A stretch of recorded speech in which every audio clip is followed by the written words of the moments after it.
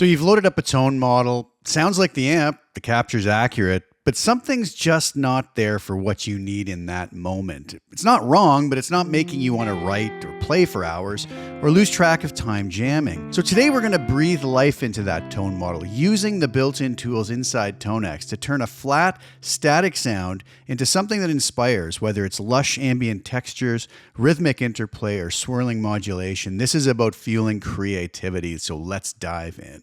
So for today's example, I'm using a tone model from one of my recent releases, which is the JS Copper Gold Ultimate and DI collection. This is based off of my absolutely beautiful Victory VC35, the Copper Deluxe amp, captured through the combo Celestion Gold speaker. I'm using kind of an edge of breakup style tone here. This is just as this tone model was captured.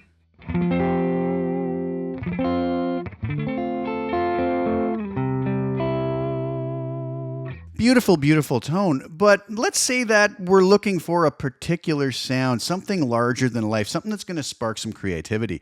One of the first places I look to is reverb. Now, in my past videos, when I talk about putting reverb on, a lot of times I'll just come into my reverb, turn it on, head to a room reverb, let's say, with some very subtle settings, maybe around 3. And I've done videos on this before, 3 on the time, pre-delay at 20, color up the middle and mix somewhere around 30.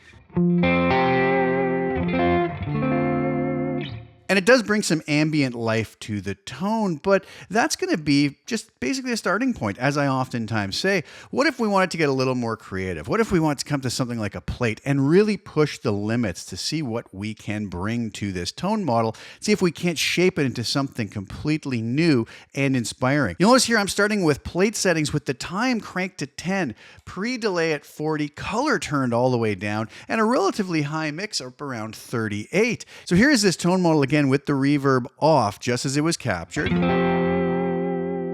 if we bring that really overt reverb in here,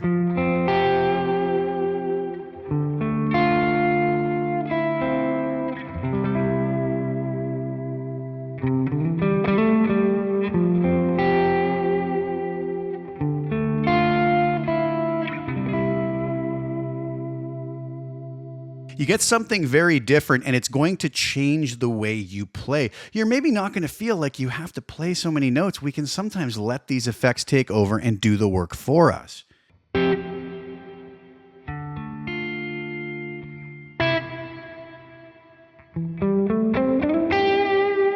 Which can oftentimes result in much tastier musical playing. So let's just turn that reverb off for now. We'll remember our settings. They are stored in there. One thing to remember with TONEX is if we have set some settings for a particular effect we have, and we switch out to a different, in the case of, let's say, the modulation, we were on tremolo, now we're on chorus, and I make some settings here.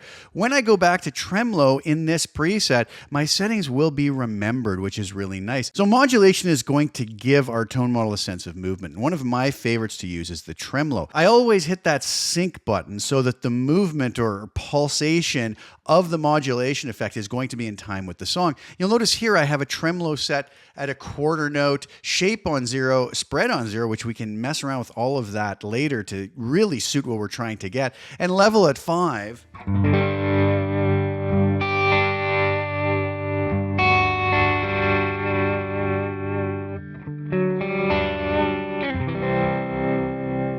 Again, I can play much simpler.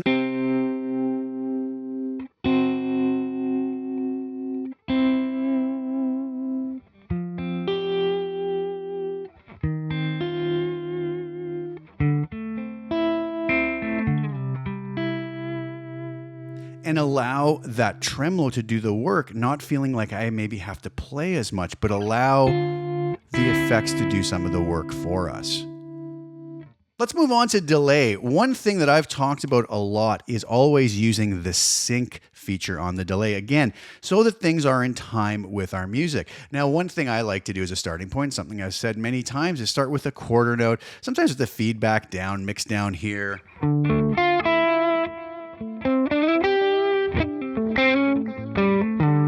That will allow us oftentimes to maybe be even a little more overt with our mix and our feedback.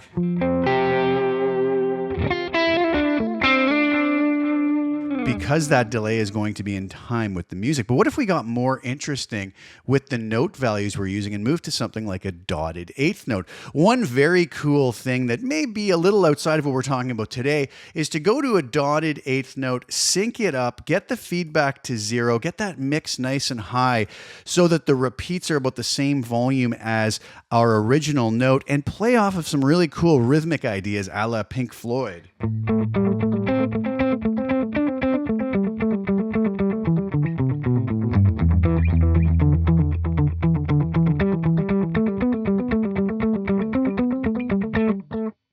That can really spark some cool creative ideas. But for today, we're actually going to bring that mix back a little bit, maybe more to the 50 area, bring that feedback up close to that same area.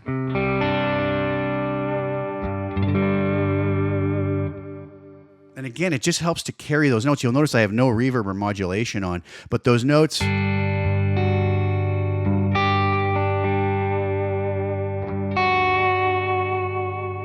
still carry so that maybe I don't feel like I have to play as busy. I can be a little more musical and tasty in my playing. Now, what happens if we take all of the settings we talked about today, this big lush plate reverb, this delay that we just spoke about, and this modulation tremolo effect, and hear what this does when we combine everything together?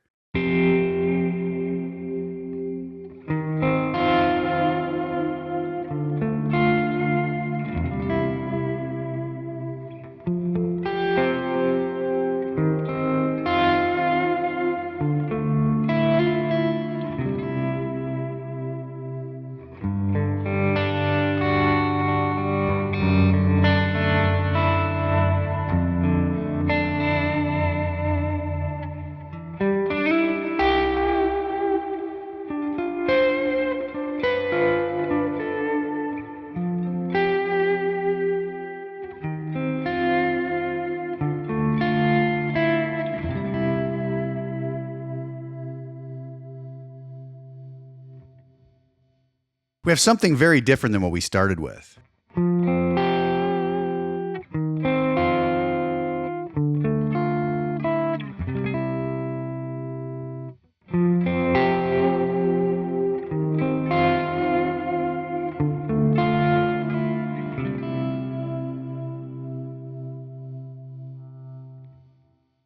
Now, obviously, I wasn't trying to exhaust all possibilities in this video. I'm just giving some examples of how you can push the limits using the built-in tools in TONEX to really create some interesting and inspiring sonic landscapes. Tone models are a killer foundation, but what you build on top of them, that's where the magic is. Use these tools not to fix your tone, but to explore it, twist it, break it, shape it into something that makes your fingers start moving without even thinking. And if you need great starting points, you'll find a whole bunch of inspiring tone models on my website, such as the JS Copper Gold Ultimate and DI collection you heard today, among many others.